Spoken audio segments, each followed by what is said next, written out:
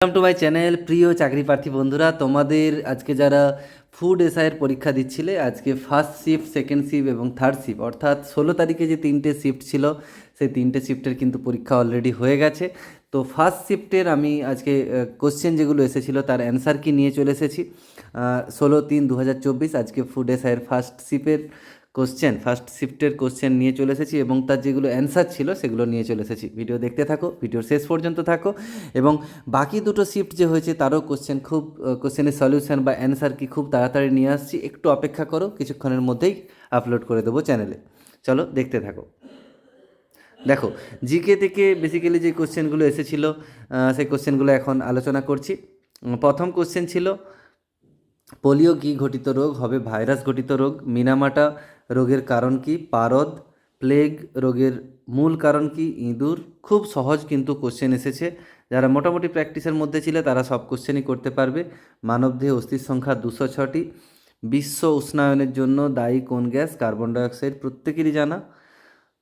আলমগীর কোন মুঘল সম্রাটের নাম? ঔরঙ্গজেবের নাম ছিল আলমগীর। তারপর দেখো, স্বরাজ আমার জন্মগত অধিকার কে বলেছে? বাল গঙ্গাধর তিলক। এই কোশ্চেনগুলো এমন, অ্যাকচুয়ালি ফার্স্ট হাফের আমি জিকের কোশ্চেনগুলো দেখছিলাম, খুব ইজি, মানে যেগুলো প্রত্যেকেরই কম বেশি যে একদম বেসিক নলেজ থেকেই একদম দেওয়া, মানে জিকে যখন প্রথমে পড়ে এই ধরনের কোশ্চেনই কিন্তু সবাই প্র্যাকটিস করে। ফাহিয়েন কার রাজত্বকাল এসেছিল? দ্বিতীয় চন্দ্রগুপ্ত বা বিক্রমাদিত্য। তারপর দেখো, পরের কোশ্চেনে আসছি এবার, 9 নম্বর কোশ্চেন, ইতিহাসের একদম বেসিক জায়গাগুলো থেকে। আইহোল প্রস্তুতিতে কোন রাজার কীর্তি? দ্বিতীয় পুলকেশী। পুলকেশীন হবে না, পুলকেশী হবে। দিল্লির প্রথম মহিলা শাসক কে ছিলেন? রাজিয়া সুলতানা। শশাঙ্ক রাজা ছিলেন কোথার? গৌড়ের রাজা ছিলেন শশাঙ্ক। তারপরের কোশ্চেন দেখো, 12 নম্বর, মহাবলীপুরমের রথ মন্দিরটি কোন শাসক বংশের শাসনকালে নির্মিত হয়েছিল? পল্লব বংশের।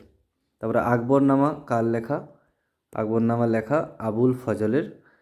তারপরে তরাইনের প্রথম যুদ্ধ হয়েছিল 1191 সালে। তারপরে দেখো, সিপাহী বিদ্রোহের সূচনা ঘটেছিল প্রথম ব্যারাকপুর সেনা ছাউনিতে। পানিপথের প্রথম যুদ্ধ 1526। খুব ইজি কোশ্চেন, আপাতত দেখে বুঝতে পারছো তোমরা, জিকেগুলো সব আলোচনা করে দিচ্ছি। পলাশির যুদ্ধ কাদের মধ্যে হয়েছিল? সিরাজউদ্দৌলা আর ইস্ট ইন্ডিয়া কোম্পানির মধ্যে হয়েছিল।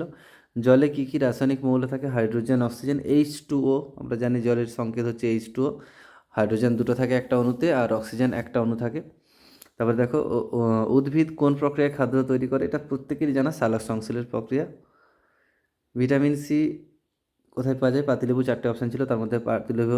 সাধারণ লবণের রাসায়নিক নাম সোডিয়াম ক্লোরাইড। দুধে কী থাকে? ক্যালসিয়াম। চিকিৎসক দিবস পালিত হয় কবে?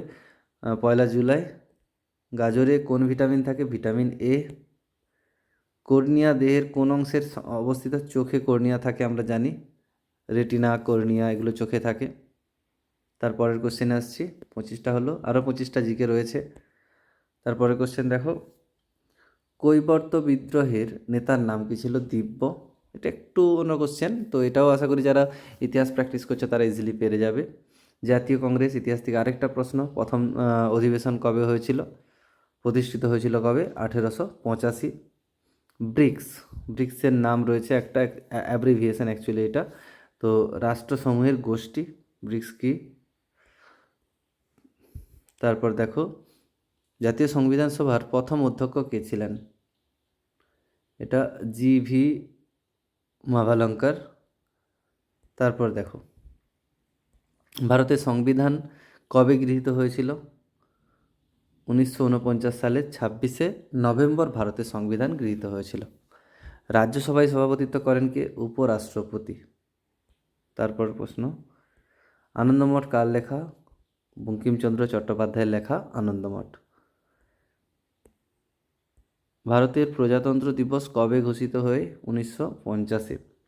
ক্যাকটাস কোন জায়গার উদ্ভিদ?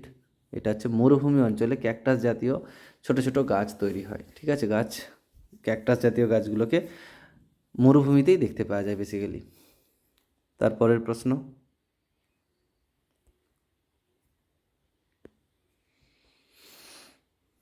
বিজ্ঞান নিয়ে অনেক কোশ্চেন এসেছে এবং বিজ্ঞানীদের নিয়ে অনেক প্রশ্ন এসেছে। আচার্য প্রফুল্লচন্দ্র রায় ছিলেন রসায়নবিদ। জগদীশচন্দ্র বসু কে ছিলেন? এটা নিয়ে অনেকে মানে কি বলবো, মিম বানাচ্ছে যে অপশান ছিল এটাতে বিজ্ঞানী, গায়ক, কবি। তো খুব ইজি অনুসারে অ্যান্সার হবে, যেটাতে বুঝতেই পারছো বিজ্ঞানী হবে অবশ্যই। মেঘনাদ সাহা কে ছিলেন? একই রকমের সবগুলো কিন্তু প্রশ্ন, পদার্থবিদ। তারপরে দেখো, প্রজ্ঞান কোন বিষয়ের সঙ্গে সম্পর্কিত? মহাকাশ বিজ্ঞান। এবার যে চন্দ্রযান গেছিল সেখানে একটা অংশের নাম ছিল প্রজ্ঞান। ভারতীয় সংবিধান জনক ডক্টর বি আর আম্বেদকরকে বলা হয় ভারতীয় সংবিধানের জনক।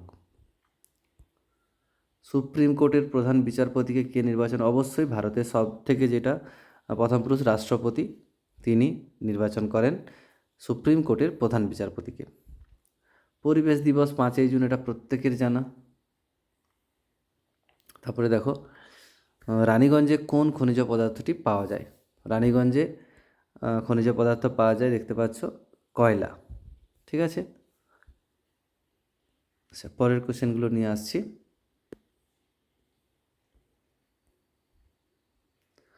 এটা হচ্ছে the story of my experiments with truth, বইটি কে লিখেছেন?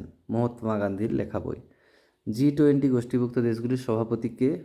বর্তমানে সভাপতি রয়েছে, অ্যাকচুয়ালি কোশ্চেনটাই বর্তমান সভাপতিত্ব কে করেছে, কোন দেশ করছে, এটা হবে ভারতবর্ষ। তারপরে প্যারাদ্বীপ বন্দর কোথায় অবস্থিত? উড়িষ্যাতে প্যারাদ্বীপ রয়েছে। বাদুড় কিসের সাহায্যে রাত্রে দেখতে পায়? এটা প্রতিধ্বনির সাহায্যে।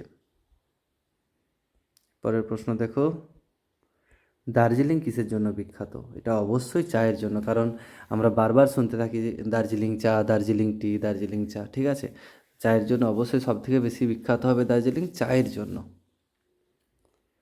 তারপরের প্রশ্ন, নিম্নলিখিত কোনটি একটি রক্তের গ্রুপ? এখানে 4টে অপশান ছিল, তার মধ্যে অনেক রকম অপশান ছিল, তার মধ্যে অবশ্যই এইগুলোর মধ্যেই হয় এ হতে পারে, অথবা বি, অথবা এ বি। এই 4টে গ্রুপ সম্পর্কে জানি এবং অপশানগুলো ছিল তার মধ্যে এই 4টের মধ্যে শুধু ওটা ছিল, তাই এখানে উত্তর হবে ও।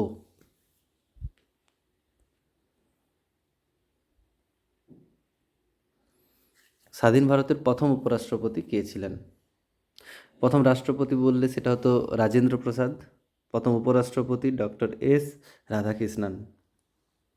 তারপর কোশ্চেন দেখো, কোন সংবিধান সংশোধনী পঞ্চায়েতি রাজ প্রতিষ্ঠানকে সাংবিধানিক মর্যাদা দিয়েছে? 73তম সংশোধনী।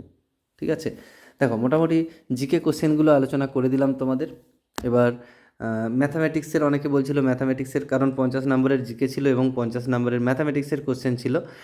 আপাতত জিকেগুলো সলিউশন করে দিলাম এবং ম্যাথামেটিক্সের সলিউশন সহ সেট খুব তাড়াতাড়ি নিয়ে আসবো, যেহেতু আমার আরেকটা চ্যানেল রয়েছে কনসেপচুয়াল ম্যাথস উইথ দেশ স্যার, ওই চ্যানেলটাও দেখতে পারো, ওখানে ম্যাথের ডিটেল সলিউশন করে দেবো। এখানে অবশ্যই অ্যান্সার কিটা নিয়ে আসবো।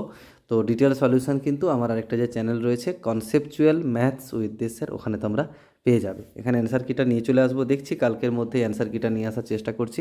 আপাতত জিকেটটা তোমরা দেখে নাও কতগুলো ঠিক হলো, আমাকে জানিও কমেন্ট বক্সে কমেন্ট করে, এবং কোনো কোশ্চেনে যদি ডাউট থাকে, তোমাদের মনে হয় ভুল হয়েছে আমার, সেটাও কিন্তু তোমরা জানাতে পারো। ঠিক আছে, হয়তো আমার কোনো কারণে মিস হয়ে গেছে, তবে চান্স খুব কম, হলে হয়তো দেখবে 0.1% বা খুব কম সংখ্যক ভুল করি, সহজে ভুল করি না, যাতে তোমাদের মধ্যে ডাউট তৈরি হবে এমন কিছু করি না। তো যদিও মনে হয় কোনো কোশ্চেন ডাউটফুল অ্যান্সার দিয়েছি আমি, সেটা তোমরা জানিও কিন্তু। ঠিক আছে, এখানে রাখলাম, সবাই খুব ভালো থেকো, সুস্থ থেকো, থ্যাঙ্কস ফর ওয়াচিং।